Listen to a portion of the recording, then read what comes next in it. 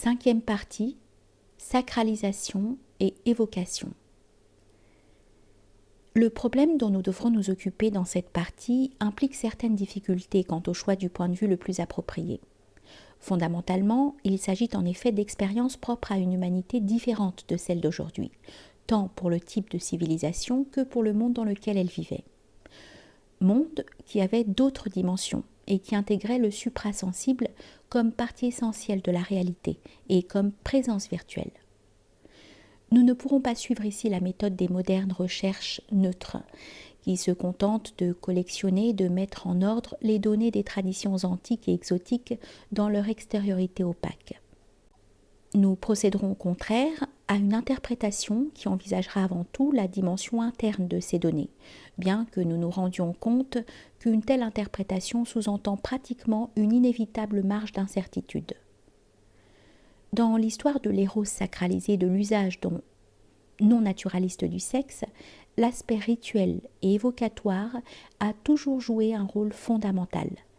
Mais surtout quand il s'agit de formes institutionnelles disparues, il est pratiquement impossible d'établir dans quelles limites et dans quels cas tout ce dont nous parlerons conserva une authentique dimension en profondeur, l'élément rituel comportant des évocations effectives et, à quel moment au contraire, tout se réduisit à des coutumes observées de manière purement formelle. La situation est d'autant plus délicate que souvent nos connaissances dans ce domaine reposent sur des témoignages fragmentaires et sur des formes déjà passablement éloignées des origines. Nous n'en chercherons pas moins à ordonner le mieux possible les matériaux essentiels dont nous disposons. Reprenant ce que nous avons déjà précisé plus d'une fois, nous distinguerons comme suit, pour nous orienter, les solutions fondamentales qui ont été données, en dehors du domaine profane, au problème de la sexualité. Premièrement, la sacralisation institutionnelle de l'union sexuelle, et deuxièmement, les formes cultuelles, évocatoires et sacramentelles de l'union sexuelle. Troisièmement, détachement ascétique de l'énergie sexuelle par rapport au plan de la dyade, par conséquent renoncement à son activation à travers le complément féminin, donc à travers la femme, et transmutation interne de cette énergie en vue de réalisation surnaturelle. Quatrièmement, régime particulier de l'union sexuelle en vue d'une rupture existentielle, extatique ou initiatique, de niveau. Et cinquièmement, chacune de ces possibilités peut donner lieu accessoirement à des applications opératives, c'est-à-dire magiques, au-delà de leur pur aspect d'expérience intérieure. Aussi bien peut-on distinguer, premièrement, une magie sexuelle primitive, comme les rites de fécondité, les orgies sacrées. Deuxièmement, une magie sexuelle individuelle opérative au sens strict, une magie cérémonielle. Et troisièmement, une magie sexuelle initiatique. Chapitre 43. Le mariage comme mystère dans le monde de la tradition. On a généralement reconnu, surtout après la parution de l'ouvrage fondamental de Fustel de Coulanges, que la famille antique, plus qu'une association naturelle, fut une institution à base religieuse. Mais cela vaut aussi plus généralement pour ce que fut la famille dans toute grande culture des origines, ou culture du monde, de la tradition. Ce caractère sacral ne pouvait pas ne pas investir dans une certaine mesure les relations intimes entre les sexes et le régime conjugal de la sexualité. Il faut tout d'abord relever que dans le mariage antique, le facteur individualiste était ordinairement très réduit, n'apparaissait pas comme le facteur déterminant. Souvent, on ne tenait compte qu'accessoirement de l'inclination et de l'affection. C'était la lignée qui importait le plus. Dès le début, la dignitas matrimoni se rattacha à Rome à l'idée de la descendance nobiliaire. C'est pourquoi l'on distinguait non seulement à Rome, mais en Grèce et d'autres civilisations traditionnelles, entre la femme à choisir dans ce but pour la dignitas matrimoni et d'autres femmes dont l'homme pouvait en même temps et éventuellement user en vue de la pure expérience érotique, d'où l'institution du concubinage, légalement admis à côté du régime familial comme son complément. Il y a plus. Au sujet de l'épouse, on faisait souvent une distinction entre son usage purement érotique et un usage spécifique ordonné à la volonté consciente d'engendrer. Et lorsqu'on s'approchait de l'épouse dans cette seconde intention, on suivait fréquemment un rite spécial comportant des cérémonies de lustration et de propitiation, ainsi que des détails particuliers du régime même de l'union sexuelle. Parfois, on faisait précéder celle-ci d'une période d'abstinence. Par exemple, dans l'ancienne Chine, il s'agissait d'un régime de l'étreinte où la semence masculine était retenue. Un rituel magique envisage même d'exorciser le démon de la lascivité qui exerce avant tout son pouvoir sur la femme. Dans certains cas, on priait et l'on invoquait les dieux, on choisissait une date propice, puis on s'isolait. On constate l'existence d'une science relative aux circonstances en mesure de rendre plus probable la naissance d'un enfant de tel sexe plutôt que de tel autre. Il est en outre important de souligner que dès les sociétés totémiques elles-mêmes, la conception de la procréation ne se ramenait pas à celle naturaliste de la continuation biologique de l'espèce. En engendrant, on entendait pour l'essentiel conserver et transmettre la force mystique du sang propre, de la gens, et surtout celle de l'ancêtre primordial, force immanente en tant que génius de la lignée et concrétisée dans l'Antiquité gréco-romaine par le feu sacré domestique toujours allumé. Et de même que c'était la participation au rite d'une famille qui créait éventuellement de nouvelles parentés, donc qui intégrait un étranger dans cette famille, de même, certaines données indicatives permettent de penser que dans l'Antiquité traditionnelle, la femme, avant d'être épousée par son mari, l'était par cette force mystique de la lignée. Il est significatif qu'à Rome, le thalamus, le lit conjugal, était appelé lectus genialis, lit du génius. Un témoignage résiduel plus précis concerne une coutume nuptiale roumaine. Avant de s'unir à son mari, la femme devait s'unir au dieu Matitus, au Tutinus Priapique, qui fondamentalement ne faisait qu'un avec le Genius Domesticus ou l'Ars Familiaris. Entrée dans la demeure de l'époux, la jeune femme, la nova nupta, devait, avant d'accéder au lit nuptial, s'asseoir sur la statue ityphalique de ce dieu, comme s'il revenait à ce dernier de la déflorer le premier. On pourrait indiquer l'existence de rites analogues dans d'autres cultures et possédant la même signification. Le but véritable du mariage n'était pas une progéniture quelconque, mais en premier lieu le fils du devoir, expression qui qualifiait en Inde le premier-né mâle, avec le vœu qu'il fût un héros. La formule finale de la cérémonie nuptiale, Shraddha, était Viram me datta pitara, qui signifie Ô Père, faites que j'ai pour fils un héros. Dans la famille sacralisée, la polarité des sexes est associée à un régime de complémentarité, d'où le rôle que joue la femme dans le culte domestique indo-européen en relation avec le feu dont elle était la gardienne naturelle, ayant elle-même en principe la nature de Vesta, flamme vive ou feu-vie. La femme était en quelque sorte le vivant soutien de cette influence suprasensible, servant de contrepartie au pur principe viril du pater familias. C'est pourquoi il incombait surtout à la femme de veiller à ce que la flamme ne s'éteignît point et restât pure. Elle en invoquait la force sacrée, jetant dans le feu les sacrifices. À Rome, un régime de complémentarité analogue était en vigueur pour le sacerdoce lui-même. Lorsque venait à décéder l'épouse du flamen, le flaminica dialis, le prêtre devait abandonner son office comme si son pouvoir, à cause de l'absence de son complément vivifiant, était diminué ou paralysé. On peut recueillir des témoignages allant dans le même sens auprès d'autres traditions. La tradition brahmanique, par exemple, dans laquelle d'autres contenus sont pourtant déjà mis en relief. La femme unie à l'homme par le sacrement, samskara, se présente comme la déesse de la maison, Gradevata, et fut originellement associée à son mari dans le culte et les rites. La femme est vue soit comme le foyer, Kunda, soit comme la flamme du sacrifice. Il est conseillé de méditer sur la femme conçue comme un feu, Yoshamagnin Dhyayita, Ici, on entrevoit déjà le plan opératif, et non plus seulement rituel, puisque dans ce cadre, l'union entre hommes et femmes était conçue comme un grand rite. Vajna, un équivalent du sacrifice du feu, Homa. Un texte dit que celui qui connaît la femme sous la forme du feu atteint la libération. Et le Shatapatha Brahmana fait dire à la femme: si tu uses de moi durant le sacrifice, quelle que soit la bénédiction que tu invoqueras, à travers moi, tu l'obtiendras. Les fruits d'une des formes du sacrifice du soma sont comparés à ceux produits par l'union avec une femme lorsqu'on accomplit celle-ci en connaissant les correspondances et les contenus cosmiques de la femme et de son corps.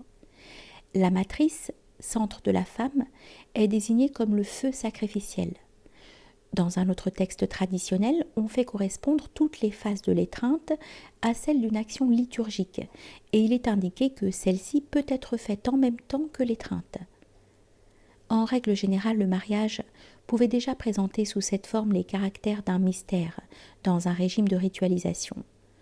En Grèce, la déesse en tant que déesse du mariage portait le nom d'Aphrodite Téléa, cet attribut dérivant de télos, terme également utilisé pour désigner l'initiation. La reprise consciente des correspondances cosmiques du masculin et du féminin, le ciel et la terre, est clairement attestée dans un célèbre rituel indo-européen. Ouvrez les guillemets. Qu'il, l'époux, s'approche d'elle en prononçant la formule « Je suis lui, tu es elle. Tu es elle, je suis lui. Je suis le chant, tu es la strophe. Je suis le ciel, tu es la terre. Viens, embrasse-moi. Mêlons notre semence pour la naissance d'un mâle, pour l'opulence de notre maison. » Fermez les guillemets. Puis, faisant en sorte que la femme écarte les jambes, qu'ils disent, ouvrez les guillemets, « Ô vous, ciel et terre, mêlez-vous. »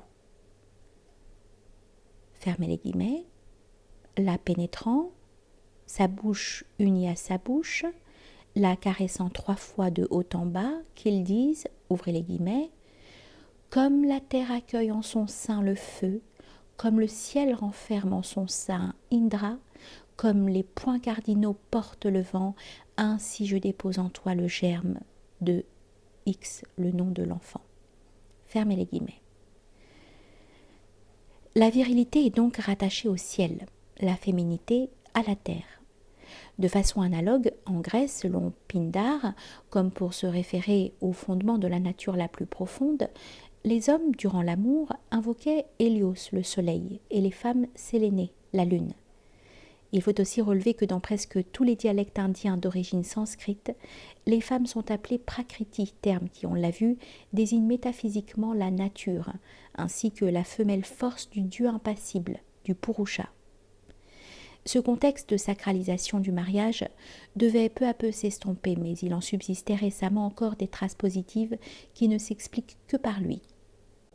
Il ne devait se conserver, avec de précises homologations divines et cosmiques, que dans le domaine cultuel au sens strict, en rapport avec les variantes du hieros gamos, de la hiérogamie ou théogamie rituelle, comme nous le verrons sous peu. Mais au sujet de l'Antiquité, on n'a pas eu tort d'affirmer qu'un peuple où les pratiques matrimoniales étaient ritualisées et toujours conformes aux lois éternelles constituait une grande chaîne magique reliant la sphère matérielle aux sphères supérieures.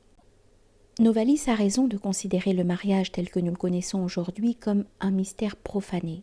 Au fil des temps, il est effectivement devenu la seule alternative sociologiquement offerte à ceux qui ont horreur de la solitude. Et l'exactitude des paroles suivantes n'est pas entachée par le fait que leur auteur, Louis-Claude de Saint-Martin, n'en a certainement pas réalisé la portée et n'a pas eu une vision de la situation où elles sont vraies. Ouvrez les guillemets. « Oh, si le genre humain s'avouait ce qu'est le mariage, il en aurait à la fois un désir extrême et une frayeur épouvantable, car il est possible aux hommes de se rediviniser par là ou de finir par se perdre tout à fait. » Fermez les guillemets. La conception générique d'une sacralité de l'acte procréateur a toutefois subsisté dans le cadre des religions créationnistes, puisque cet acte est considéré comme un reflet, un prolongement ou une reproduction de l'acte créateur divin. Pour l'Iran mazdéen, on peut rappeler un ancien rituel nuptial où l'idée d'un certain nombre de faveurs divines est même associée à l'intensité maximale de l'étreinte. En ce qui concerne l'ère islamique, il existe un rituel qui rappelle en partie le rituel indo-européen cité plus haut et qui nous montre combien l'idée de la sexualité comme quelque chose de pécamineux et d'obscène, tout rapport entre celle-ci et la divinité apparaissant blasphématoire, était complètement étrangère à ces traditions.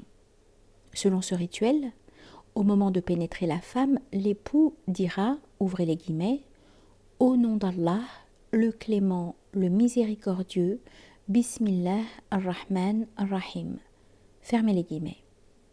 Puis l'homme et la femme diront ensemble, ouvrez les guillemets, « Au nom de Dieu. » Fermez les guillemets. Et enfin, seul l'homme ajoutera au moment de la jouissance de la femme, et juste avant d'éjaculer, le reste de la formule, à savoir les mots « le clément, le miséricordieux ». Dans la même perspective, Ibn Arabi, un maître du soufisme, va jusqu'à parler d'une contemplation de Dieu dans la femme, à travers une ritualisation de l'union sexuelle conforme à des contenus métaphysiques et théologiques. Il écrit dans son traité Fusus al-Hikam, ouvrez les guillemets, « La contemplation de Dieu dans les femmes est la plus intense et la plus parfaite.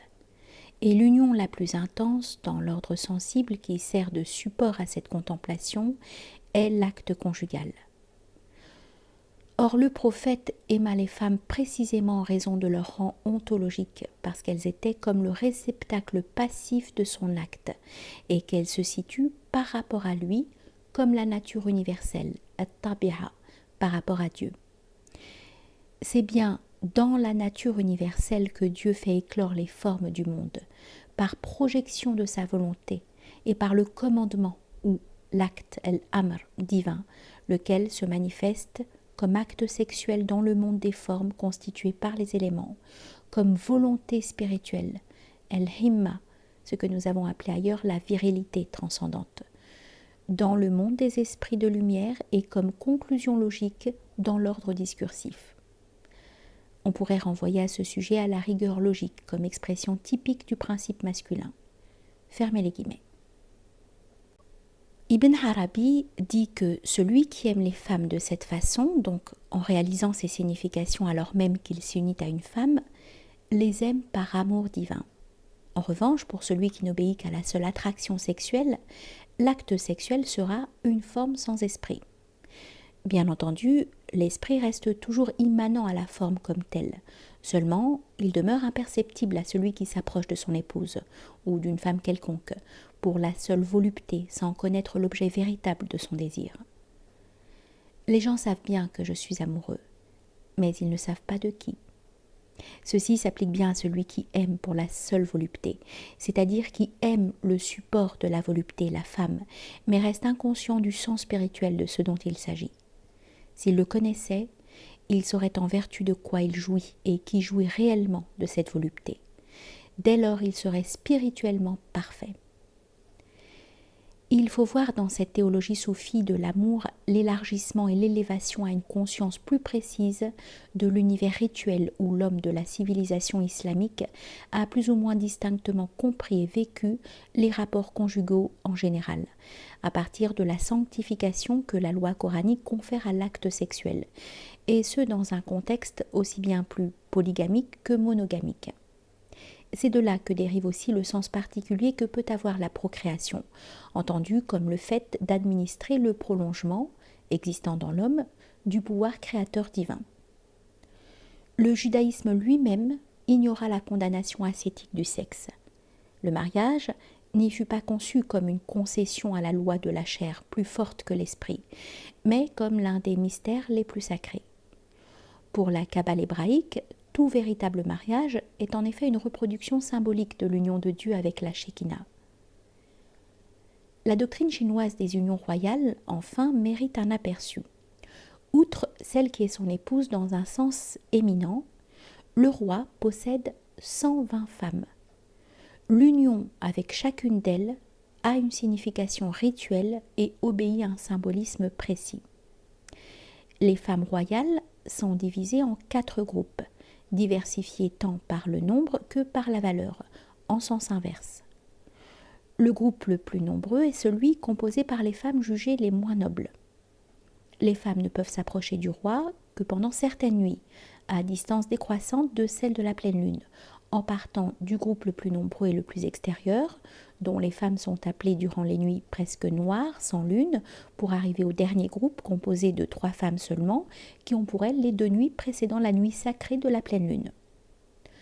Durant celle-ci, où, macrocosmiquement parlant, la lune nue dans toute sa lumière se trouve face au soleil, seule la reine reste face au roi, à l'homme unique, et ne fait qu'un avec lui. C'est l'idée d'une union qui, absolue lorsqu'elle se produit au centre, se répète sous une forme atténuée dans les degrés où le multiple l'emporte de plus en plus, où la dignité de féconder en tant que force de l'un, la matière, s'amenuise, comme autant de reflets de plus en plus conditionnés de ce qui est en acte dans la hiérogamie du couple royal à travers un système de participation qui répète un modèle cosmique.